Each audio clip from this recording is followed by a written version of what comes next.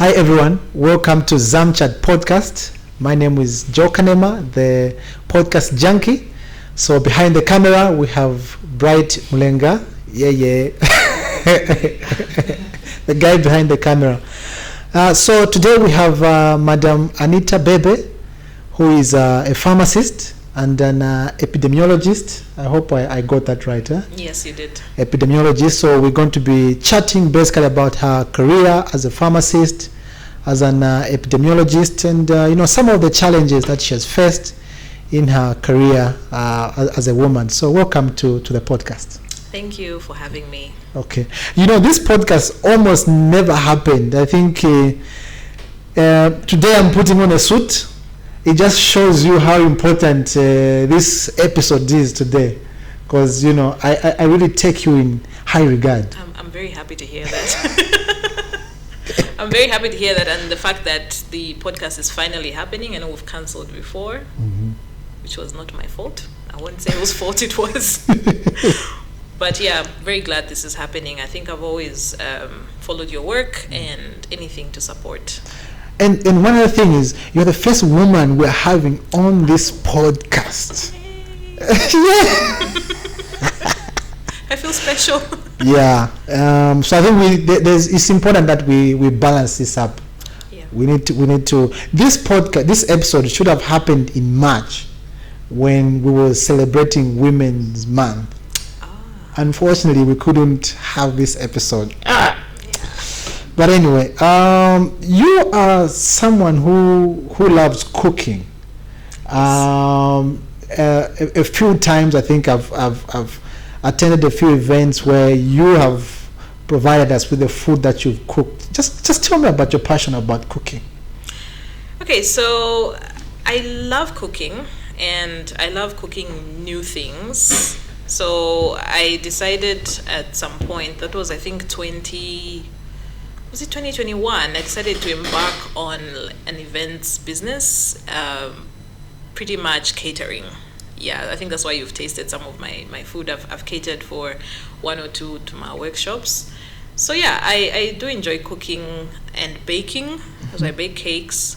Although now I rarely have the time for it, unfortunately. But in my spare time, like weekends, I'm always in the kitchen cooking and trying out new recipes. I just got a new recipe book yesterday, so I'm very excited to try it out this weekend. Yeah, so I like cooking, definitely. What would you say is a meal that you enjoy preparing or cooking, a recipe?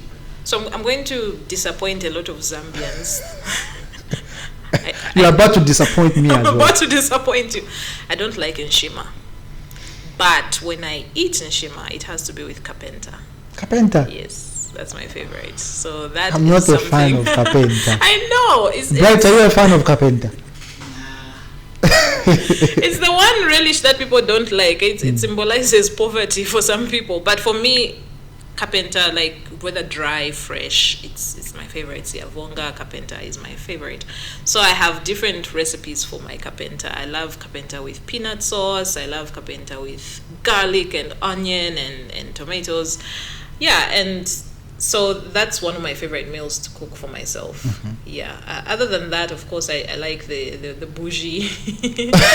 Which one is the bougie meals? The prawns and the mussels. Yeah. Although I'm lactose intolerant, so I have to be very careful with my meals. I have to ensure that there's no cheese, no dairy products.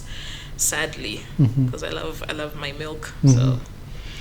Yeah, when it comes to cooking and when it comes to food, I'm a foodie. I love my cake. I love food, basically. But I have that dietary restriction. So nshima with kapenta only, then everything else without milk, and we're good.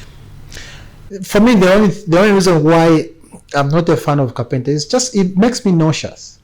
Why? But the thing is, fish is my favorite. Favorite relish. I always say that it's God's favorite food. When Jesus was on earth, he used to eat a lot of fish.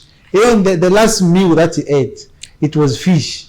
Were you there? I didn't know that. But according to the Bible, anyway, he used to love fish. I But didn't know anyway, that.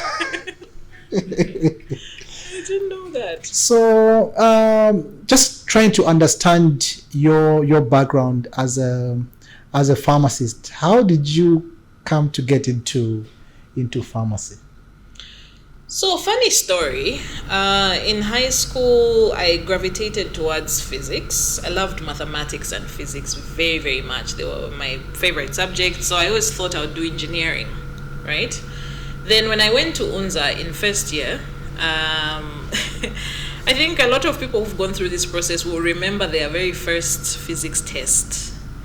It threw me off my game. I remember, I think I got like 30%. And I was doing so well in all these other courses, but physics. And then I went back, studied some more, and then I got 46%. So I think it happened to me. It happened to us as well. First, it was biochemistry. I think the entire class, no one passed that test when we were doing our diploma in pharmacy. I see. Yeah. Yeah. So for me, when I saw that, I think I got shaken a bit, and I had to re-strategize, and I quickly went into stream A, which was for medical sciences, and then stream B was for engineering and all these other things. I was really struggling, but I was doing quite well in the other courses. So when I went into stream A, which was for medical sciences, I thought about where I saw my life, and I thought I would probably get into drug discovery and cosmetology, bougie things like that. So the closest that could get me to that kind of career was pharmacy. So then I chose pharmacy. Okay. Yeah. I didn't have any mentors in pharmacy at the time. I didn't have anyone I knew who had studied pharmacy. So it was really a leap. I make these kinds of decisions a lot, where I just get into something because I have a hunch. But then when I got into it, I actually enjoyed it. I actually enjoyed pharmacy. Yeah, I enjoyed the biochemistry that you're talking about, the organic chemistry, everything. Biochemistry was hell for me. It was, huh? I never really enjoyed it, Just it's always difficult. Like you have to remember all those equations. Yes. The pathways. The pathways.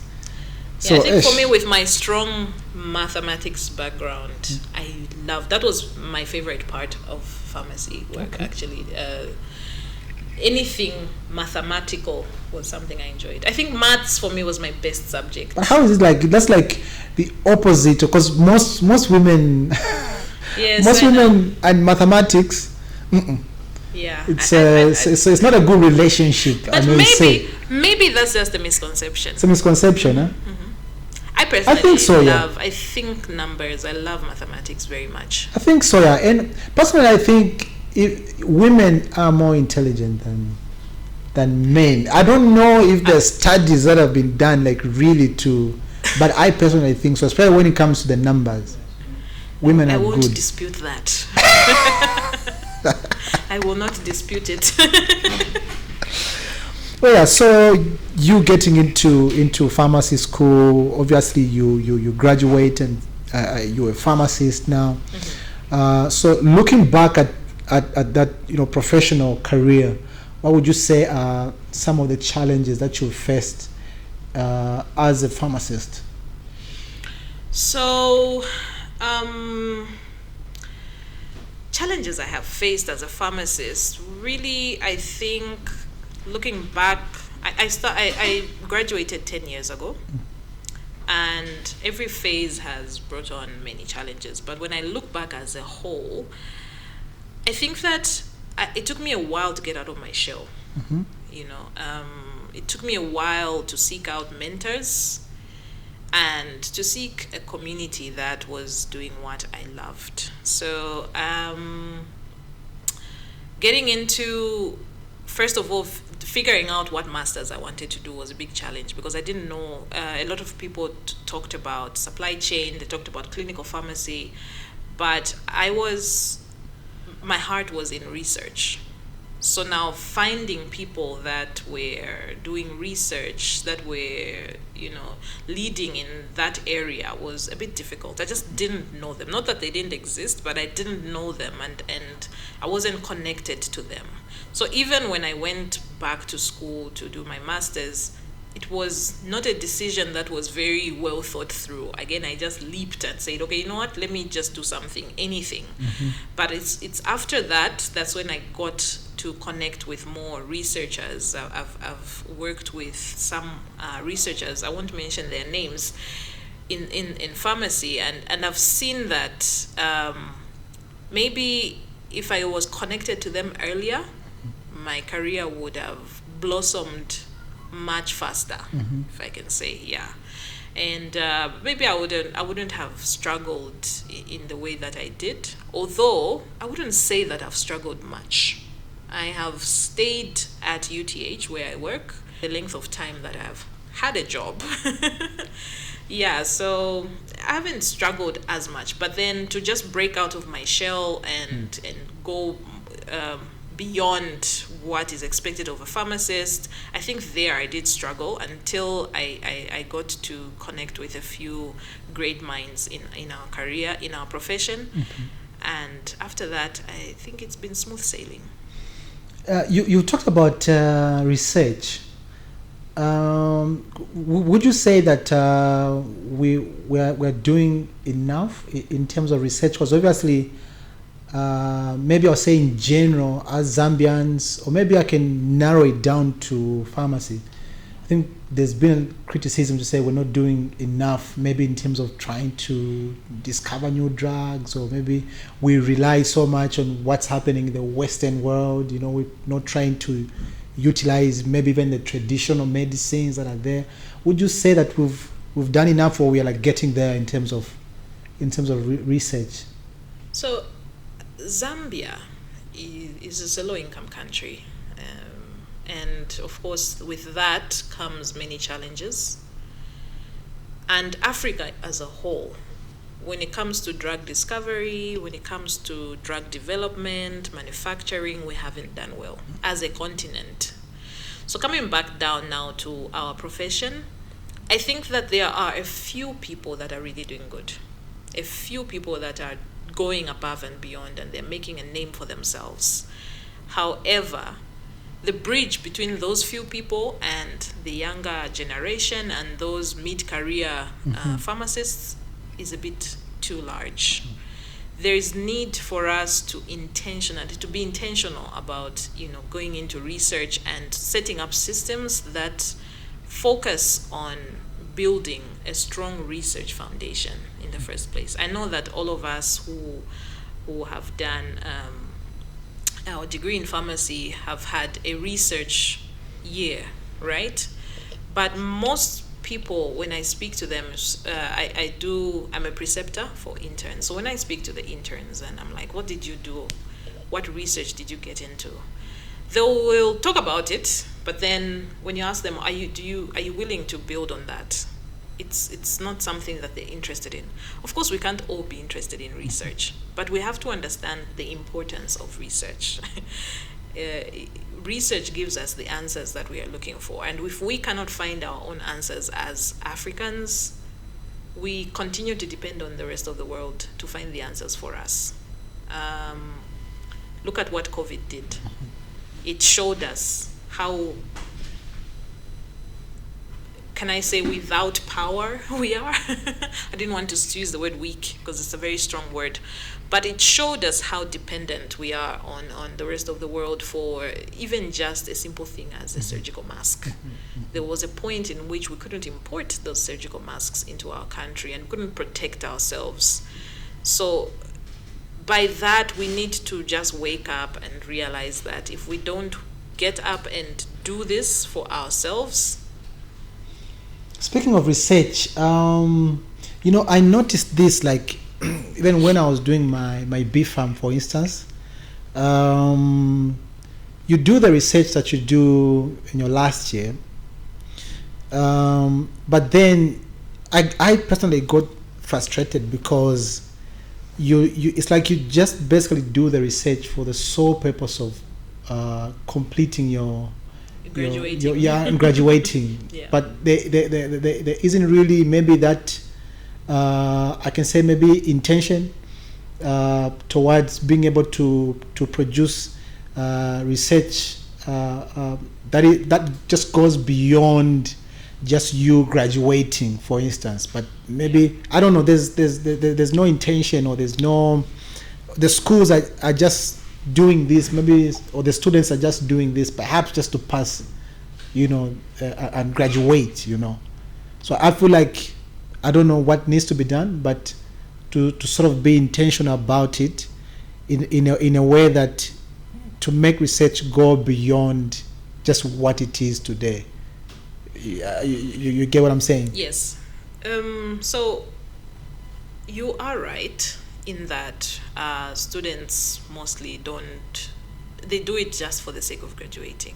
They don't understand the importance of it. There are few who are really interested in research and it's within them. One other thing I'll say is, even when we start working, there is a lack of intentional action towards research. I remember when I started working, I was an intern, and I even finished my internship. I was hungry for research because I love research, but I didn't know where to start from. I didn't know how to connect myself. And it's only when I went back to school that's when, again, because it was a requirement for me to do research. So we need to foster an environment that encourages research in whatever capacity. Literally, even from first year, when you get into school, you need to, I don't know how our curriculum is now. I remember I said I graduated 10 years ago. So you are becoming an ancestor. You know what I mean? Slowly becoming an ancestor. Yeah. So if we can encourage research from the get-go and talk about its importance, and just have even workshops, have mentorship programs for research, and even beyond somebody graduating, being able to build on that research, I think we will maybe have a different perspective. Yeah. I think so, yeah. I think we have to be intentional about it. Very intentional. To try and, So basically, while we're talking about your profession, as a pharmacist, and up to where you are now, you're saying you've been in the profession for 10 years. Yes. Are there any challenges that you would say that are more specific to women, and those that are more specific to men? And is there, I can say, maybe equality, maybe for lack of a better term, equality in terms of how far women go in the professional pharmacy in Zambia, and how men go? Yes and no. I'll start with the no. Is there any difference between me and a man in terms of the opportunities we are given? I would say there is very little difference. I personally have not felt discriminated against as a woman. However, culturally speaking, as a woman, there are certain things that I may undergo that a man will not. I'll give an example of childbearing, right? Childbearing in itself takes a lot out of you as a human being, and it might even set your career back a little bit, So because of that, because culturally, as a woman, and just even physiologically, biologically, we have certain things that we face that a man will not. And so you find that even if when you started together in your career, you might, as a woman, lag behind. Not because the opportunities are not coming to you, but because of just the situation you are in. So there is need for women to first of all understand that, fine, this is something that has happened. It is okay. Yes, maybe my career has gone back 3 years, and the men in my class maybe are doing a little bit more. The problem comes in when the woman gives up. When the woman settles into a different type of lifestyle than what would be better for her career. Sometimes women fail to integrate back. They fail to come back to the level that they were at when they left the system, right? And then it's like, okay, fine, you know what, I've done my part, let me just stay at home. Again, let me say, staying at home is not wrong. It's Nothing also, wrong there's with nothing that. wrong with that. But we are talking about career here, right? What will make my career soar higher is me putting in the work, it's me putting in the time, and sometimes that decision is not as easy as it may be for a man. Okay, so a man will just wake up in the morning, put on his clothes, go to work. For us women, there's so many other things we have to do. We have to make sure the kids are fine. We have to make sure that, you know, the home is fine. So that difference does create a significant difference in how far our careers go when we are comparing just, you know, at that level. But I think one thing that I learned recently is that as women, sometimes we tend to feel bad. We tend to feel bad. We tend to feel that we can't do much. We are disadvantaged. You know, nature in itself, you can't fight nature, right? Yeah. What I learned recently is that our uniqueness actually brings even more to the table than we think. We sometimes get into this phase where we are like, you know what, I can't offer what these other people are offering. I can't do what these people are doing. This is too much for me. But your uniqueness, what you are bringing to the table, is still valuable enough. So bring it to the table. Bring it to the table. Another thing that we women sometimes fall into is we are mostly, not all of us, but mostly we kind of take longer to break out of our shells. We kind of take longer to, you know, confidence is something that we struggle with, right? So another thing I learned, which I know it's not a new thing, but it's just a saying that me and some of my colleagues have, is if nobody calls you to the table, because sometimes we wait to be called. We wait for somebody to identify us, to pick us and say, or to hold our hands and say, let's go. But if nobody calls you to the table, go and grab a chair And sit at the squeeze table. yourself and sit at that table, you know, because life is not going to wait. It's not always that somebody is going to identify your talents if you know you're not bringing them out yourself. Sometimes you just have to force yourself onto that table and you know, tell people need to understand that you've got something to bring to the table. You've got to break out of your shell. Yeah, so that's something that has helped me personally in my career. I'm not a very talkative person, even though some people might think I am. But it did take some time for me to break out of my shell, you know. And when I look at my male counterparts, I see that some of them don't really struggle with that kind of situation, because probably, you know, men grow up being told, you can do it, you know, you're a man.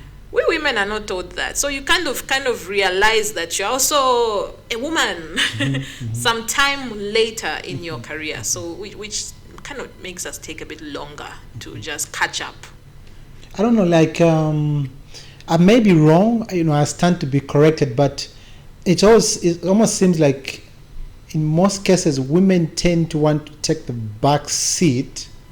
You know what I mean? Even though, like you're saying, they can still sit on the table, but they sort of tend to take the back seat.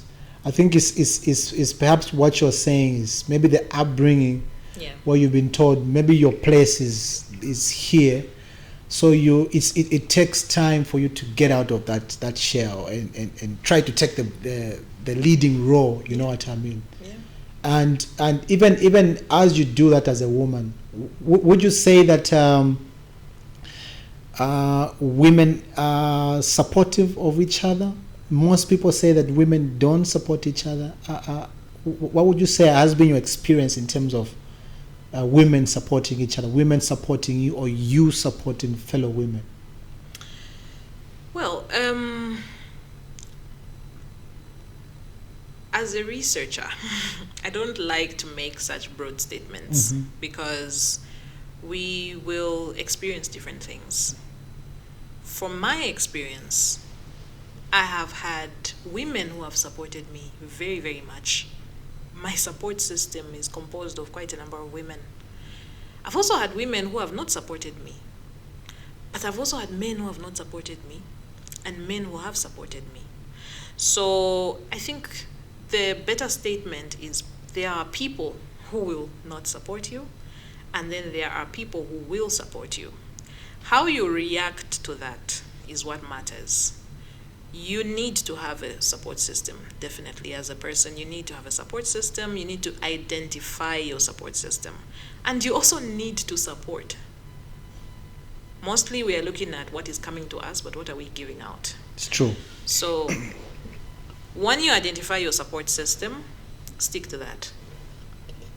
If there is somebody who is blocking you, blocking your path, trying to make your life difficult, deal with that person as an individual, or shall I say, deal with that situation as one-off situation.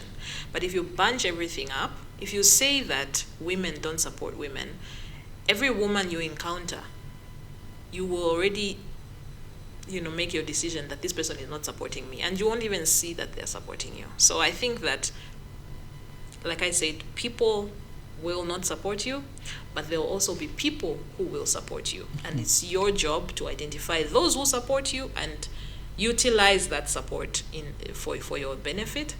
Those who don't support you, deal with those situations as they are. Some of them you just have to ignore. I ignore a lot of people who may not want to see me, succeed in life.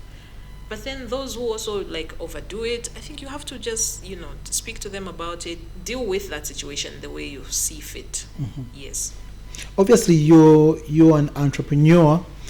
I know you as an entrepreneur, and I know that it means a lot for you, especially when we're talking about empowering women, young women, or basically investing in young women, or maybe in terms of education, or maybe in terms of even financial investment itself. What does it basically mean to you, maybe for instance, in terms of investing in young women, in terms of education, or maybe even financially? What's the importance of that to you? So I have two answers for that. The first one is so when I just started with my career, I didn't come from a well-to-do family or anything. So I struggled financially when I started working, because I had this perception that when you start working, everything will fall into place. The amount of money that we were getting before we started getting paid. By the way, sorry to cut you short, but sure. When I was in college, even Horn College, Bright knows this, our lecturers lied to us. They used to tell us when you graduate, it's cold, eh? Yeah, it's quite cold. They used to tell us when you graduate, in fact, before you graduate, companies are going to come for you guys. You'll be one of the highest paid professionals in this country. Those guys lied to us. Yeah. One of these days you start calling them. One of these days, anyway, we're not going to say. And then ask them, where's the money? Yeah. So I realized that, sometimes it is about how much you get, but mostly it is about how you spend that money, So when I started working, that was 2014, somewhere there, the dollar went from 5 to 7 kwacha. And I remember there was, it was, the atmosphere was bad. We were like, this is the worst that our economy has faced. And at that time, I thought, you know what, it only gets better from here. This is the worst we have faced. So the dollar will stabilize. Look at us now. Where are we? 20 what? No, it's like 26 kwacha. Yeah. So years later, I looked back at that point and I'm like, that might have been the most money I had ever had and will ever have. And yet I convinced myself at that time that it was the least amount of money I'll ever have. Because the economy was so bad and it was going to get better. So then I started looking at financial literacy. and I started learning from the likes of Leah Pambewe and the likes. And I realized that, you know what, a lot of us, we're going through the same, where we're just in debt, the money we are making is not enough, and we're not making any investments, and time was moving. I realized if I had started saving back then, I would have had a lot more money now. But then every year you're like, no, maybe next year I'll make more money. So that's what led to me and a friend of mine, a good friend of mine, Maya Miko. We started FarmSave Cooperative for the sake of pharmacists and pharmacy technologists out there who may have been in similar situations. We come together and we sort of build a financial base, long-term savings. Because another thing I realized was people love short-term savings. They'll save, which by the way, myself as well. You save for 6 months and you spend the money. You save for 1 year, you spend the money. But what about 10 years from now? 20 years from now, what are you going to look back on? So that's what led to us coming up with FarmSave Cooperative. And I think for me, that is how I have given back to the young pharmacists.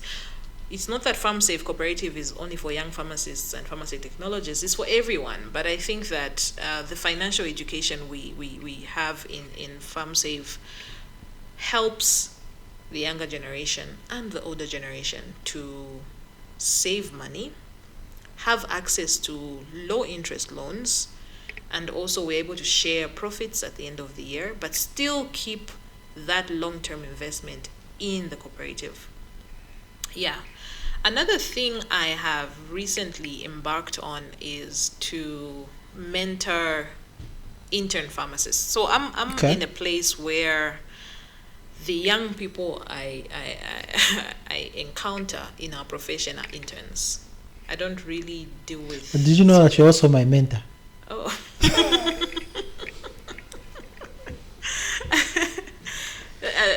I won't comment a lot on that one. Yes, I look up to you. There must be a big difference between the mentor and the mentee. I look up to you. Well, for your information. I'm happy to hear that. I'm very happy to hear that. And I hope that you will continue to look up to me in the near future. Yeah, so I've started this thing where every time intern pharmacists rotate through my rotation, on the last day or a few days after the last day, we just sit down and talk, over maybe some soft drinks and some pizza or anything of the sort. It doesn't have to be something expensive, but just sitting down and talking to people beyond pharmacy and just listening to what are their problems. Of course, I can't sort out their problems, but I feel like there needs to be less of a gap between those of us who have gone before and those who are coming behind us. We need to have a human face to this younger generation and just speak about generally what does it mean to be a pharmacist, what are the prospects, how much should you be looking to get? Is it millions of kwacha or is it 100 kwachas?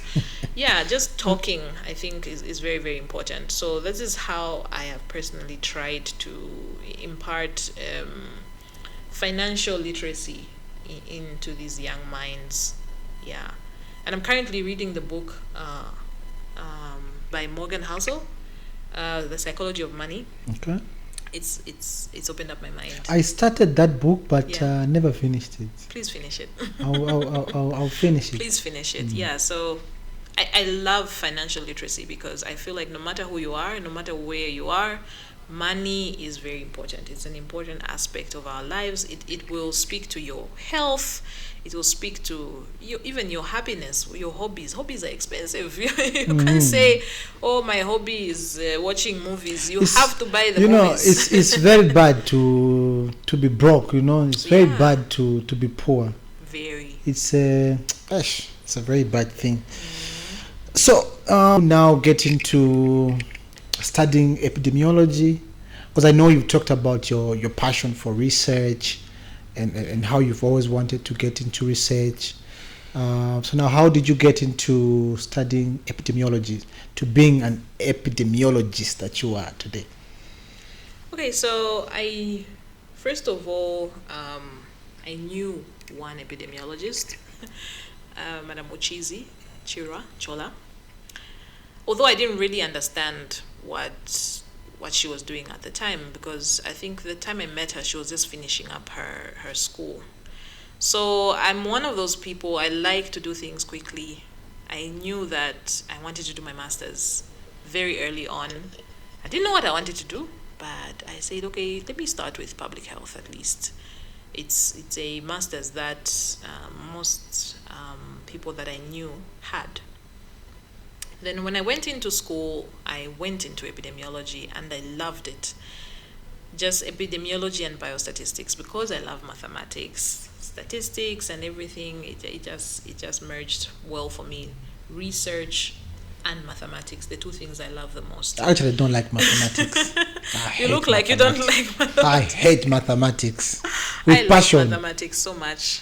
I love mathematics so much. So merging the two, looking at numbers, quantitative research, that's where my heart is.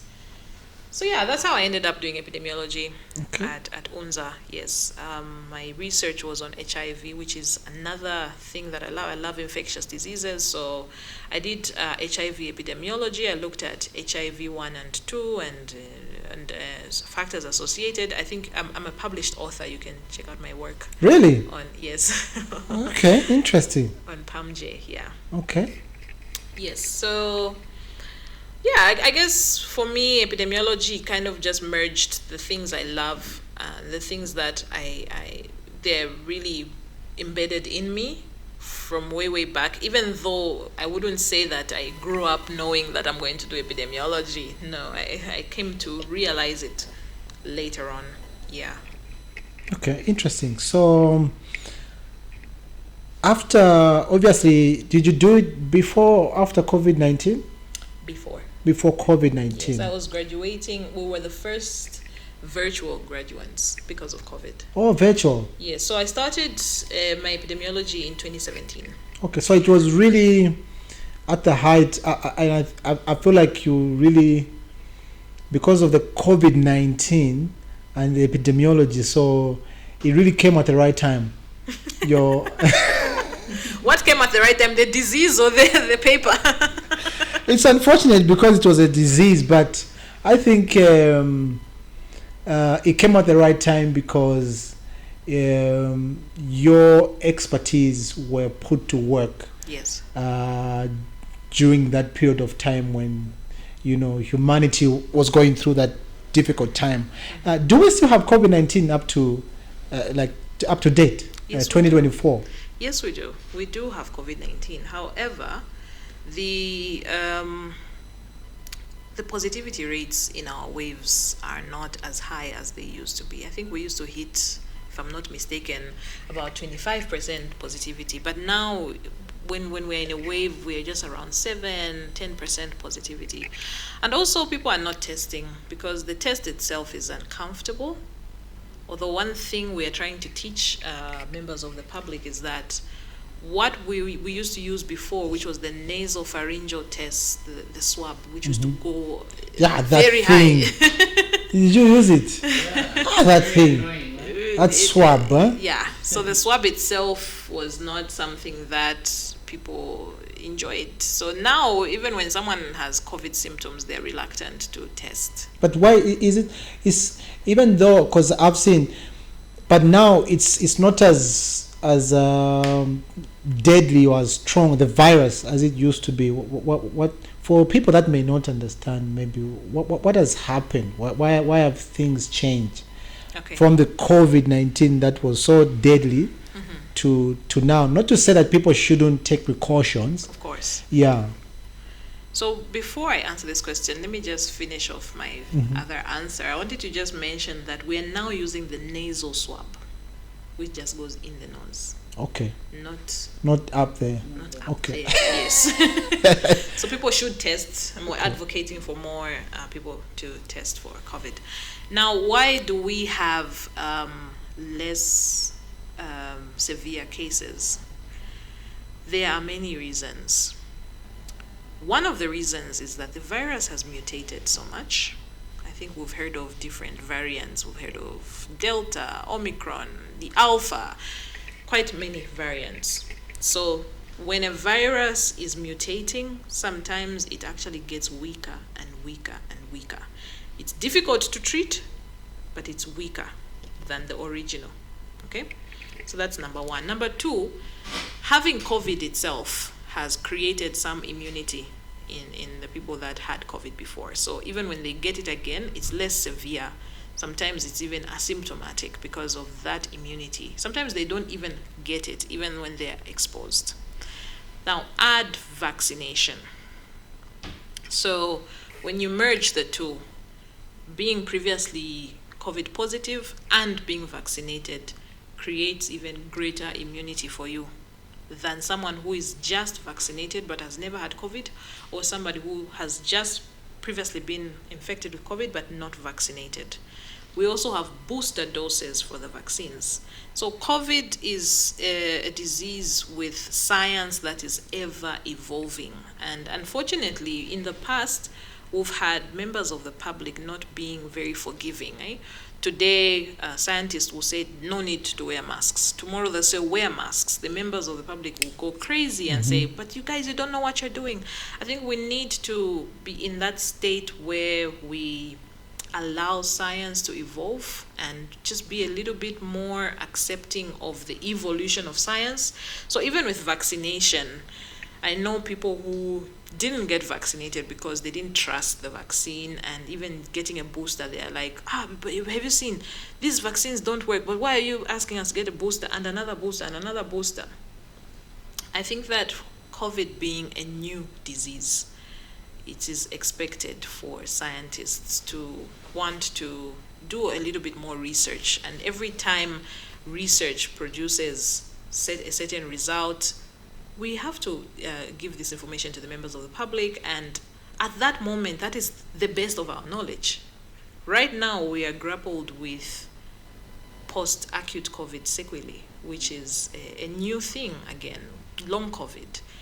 Effects that people are experiencing because of being ill or being sick with COVID, being infected with COVID. Again, we are doing so much research there. Is the research important? Yes. Is it real? Yes.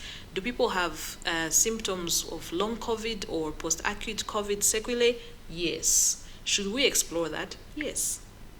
And as time goes on, we'll have more and more results. We'll have more and more studies.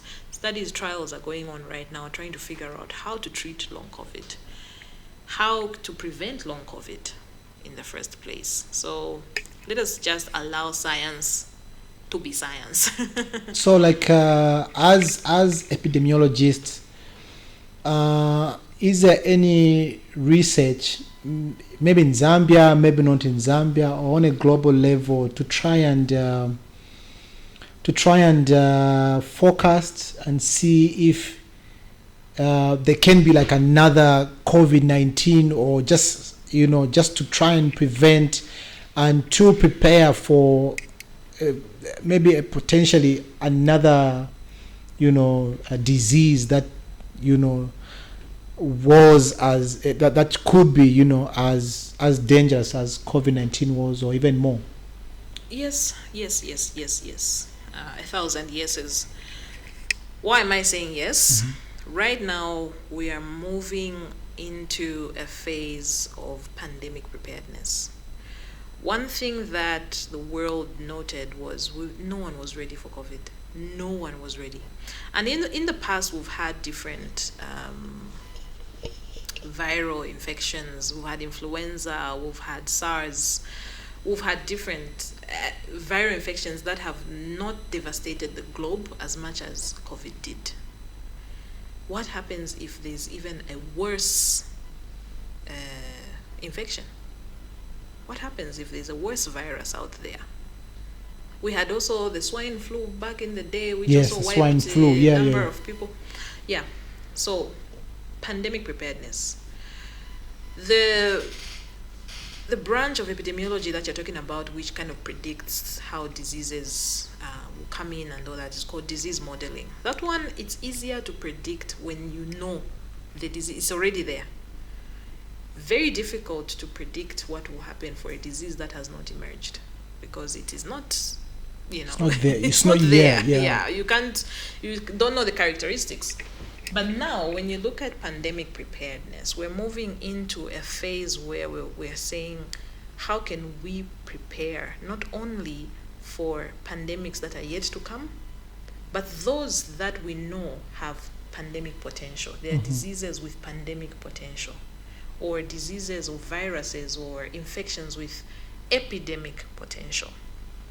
We're looking at cholera, for example. As a country, we've grappled with cholera since 1977. Yet this past wave, I would call it a wave, but anyway, we can call it an outbreak, is the worst we've had. It's the worst we've had? Yes. The one that we had previously? Yes. I did not know that. So how do we have the worst in 2024? What did we not do? You understand? When you look at pharmacists, for example, when you look at the Ministry of Health statistics for deaths and diseases, you realize that the community deaths were higher than the facility deaths. Who is in the community? It's us. Pharmacists? Yes. We are the first line of defense. But are we taking charge? Do we understand how to control these pandemics, these epidemics in the community pharmacy? I did 59% of all the deaths in this cholera outbreak, the recent cholera outbreak. Why were they coming from the community? It's basically because people didn't have money, didn't have the means to go to the health facility. So if I don't have money, I don't have the means to go to a health facility, I can't afford to book a Yango or an Ulendo. Or if I book a Yango and they find out that I've got cholera, they cancel the ride. Where am I going to go next? It's the retail pharmacy, right? The community pharmacy. But when I go there, is the person who is attending to me knowledgeable? Do they know what case identification is for cholera? What is the case definition for cholera? How do you treat the different forms I'll call them forms of disease: mild, moderate, severe. Are they even allowed to give me Ringer's lactate? Are they allowed to cannulate me at the retail pharmacy? You get my point. So what you're saying is, should in such a situation, should community pharmacies be empowered in such a way that community pharmacies can be able to maybe acutely or something treat or attend to before they're taken to maybe a particular center or anything like that? Yes. I think they can play that. A community pharmacy, first of all, should be empowered to triage the patient. They need to know who is severe, who is mild, who needs to be in an ambulance right now being taken to a health facility. Who needs for us to cannulate right this minute while we are waiting for the ambulance to come? We lost so many lives, and some of those lives were children, vulnerable children, Mr. Kanema, in the community because of lack of access to the health facility, to a cholera treatment center. So when you look at it from a public health perspective, you see, sometimes we look too closely to the patient. We're just looking at one patient.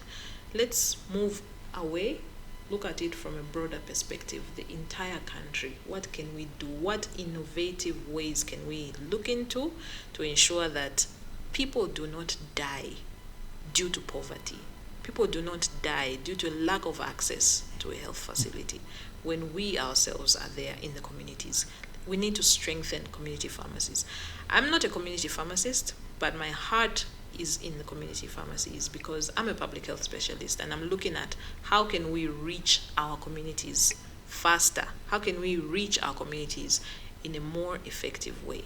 How can the Ministry of Health empower the community pharmacists to be able to triage the patient, to be able to send a patient, to be able to even officially referring a patient to a health facility, rather than what we saw was happening? I love that thought. I think that's empowering community pharmacies. And as we speak about that, how do we prevent? Because you say that we've been having cholera since 1960.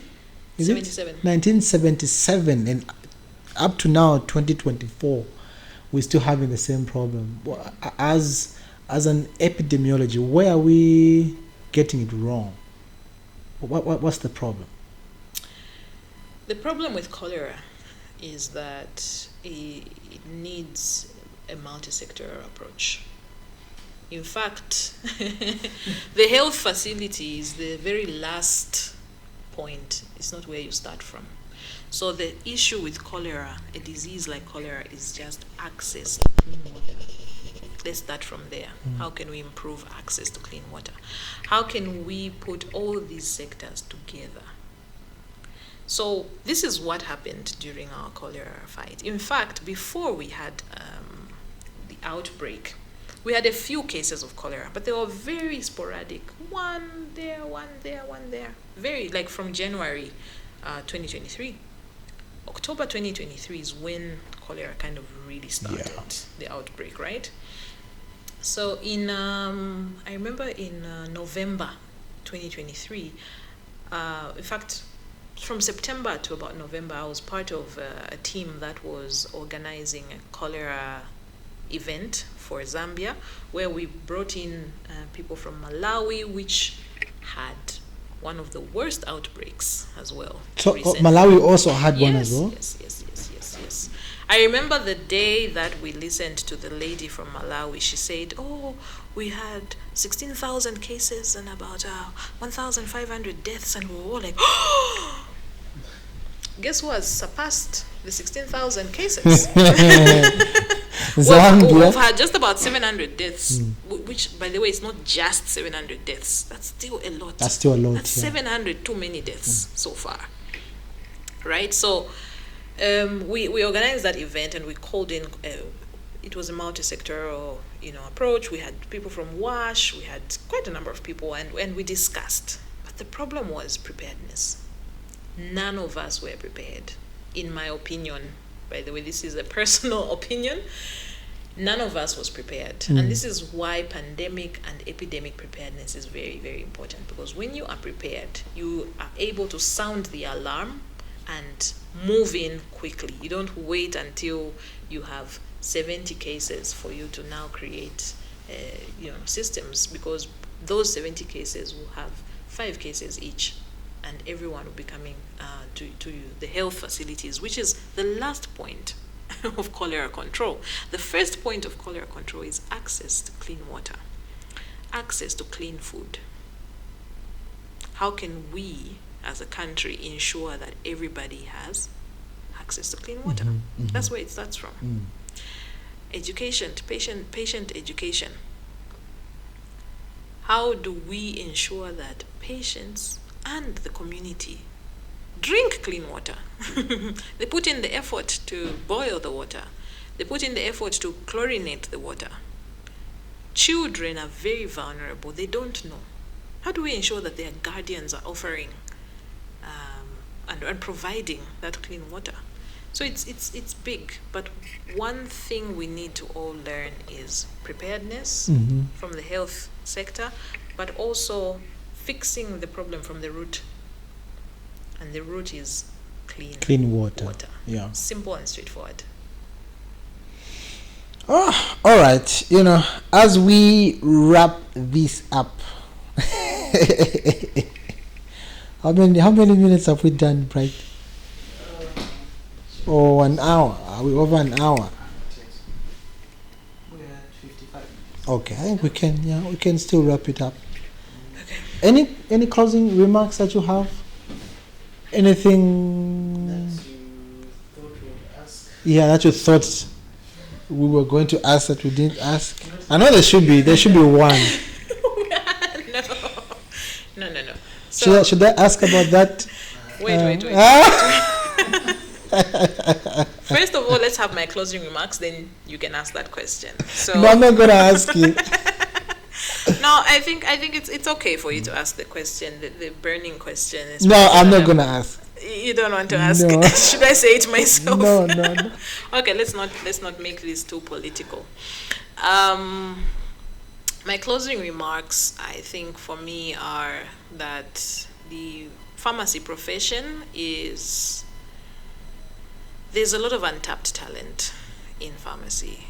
A lot of untapped talent. Whether you're a pharmacist, you're a pharmacy technologist, whether you're a degree holder, you have a diploma, you've got a master's, you've got a PhD, there is need for talent identification and for us to harness that talent and add value to the talent as the talent adds value to the profession.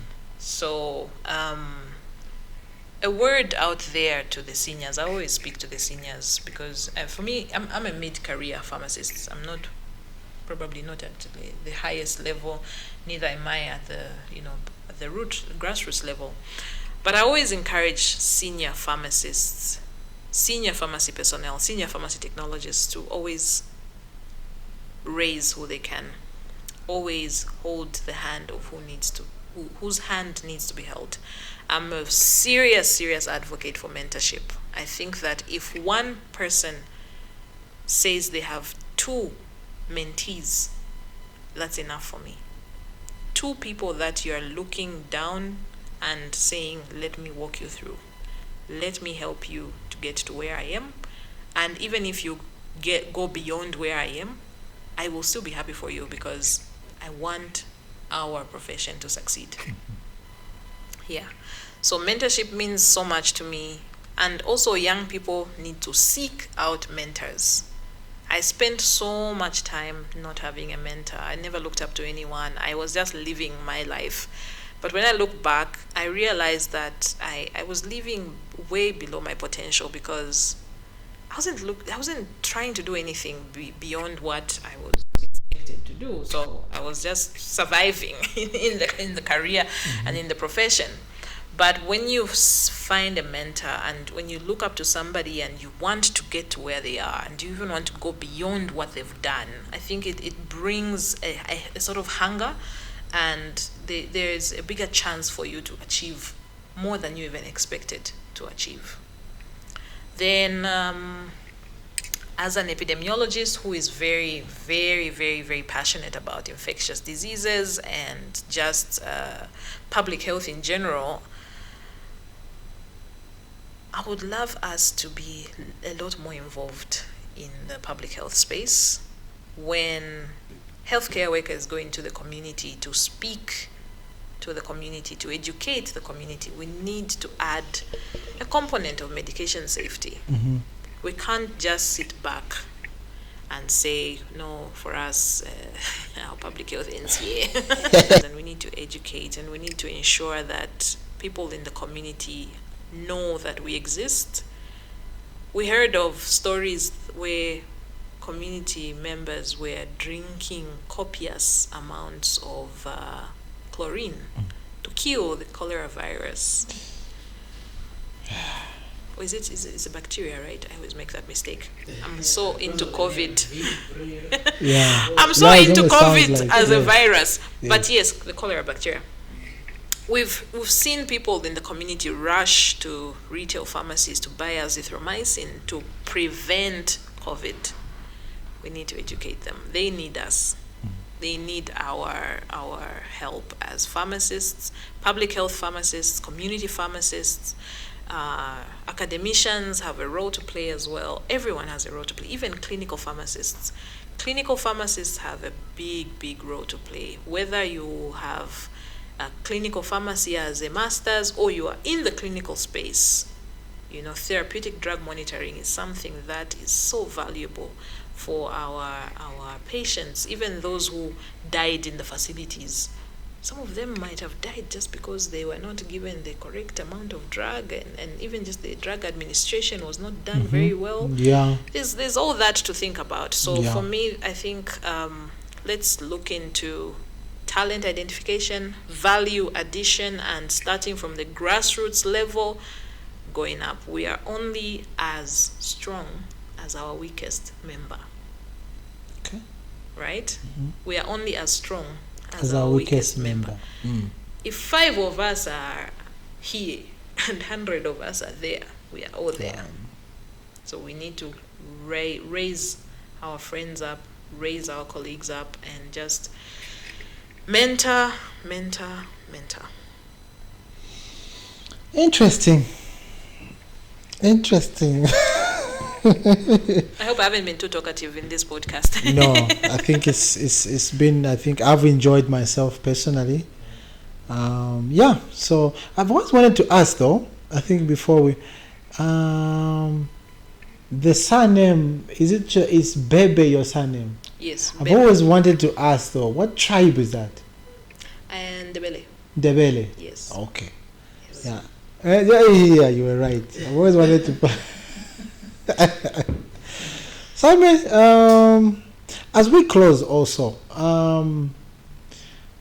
would you say that you found your niche? You found, in terms of pharmacy, you've really found your space? I think that if you had asked me this question 3 years ago, I would have said yes. But at this stage, I realize that how do I put this in plain English? There is a lot that I haven't even discovered in the world of pharmacy. There is so much that I don't even know exists, because I've been shocked by a few things that I've encountered. Good things, by the way, not bad things. So I can only imagine what else is out there. But for now, I have found my niche. Yes, for now. Good niche. And I'm willing to explore a lot more. I think I'm at that stage in my career where the world is my oyster, and I've got so many possibilities. Yeah. I haven't done my PhD yet. I can't imagine what doors will open up once I do, So for now, we are comfortable. We'll be waiting for a PhD doctor. ANITA BHEBHE. Hopefully that will be soon. It's not easy. But I'm very inspired by our members who are getting their PhDs now. It's very, very inspirational. So Bright, I'm inspired to go that route. Do you see yourself there? So yeah, there you have it. I was chatting with Madam ANITA BHEBHE. But why are you It laughing? sounds wrong to say Madam. ANITA, I call you. I usually call you Chair. Anyway, Yes. Chair ANITA BHEBHE. SG. Yeah. So we were just having a chat, getting to know about her career, and her experience as a pharmacist, as an epidemiologist. So before I say bye, though, please remember to subscribe to our YouTube channel. Tipe Pakoma subscription Z. Okay, yeah. Tipe Pakoma subscription. So subscribe to our YouTube channel. So thank you very much. It will help us to bring more content, to bring such good content, so that we can continue thriving. And thank you very much, Madam ANITA. Until next time, bye.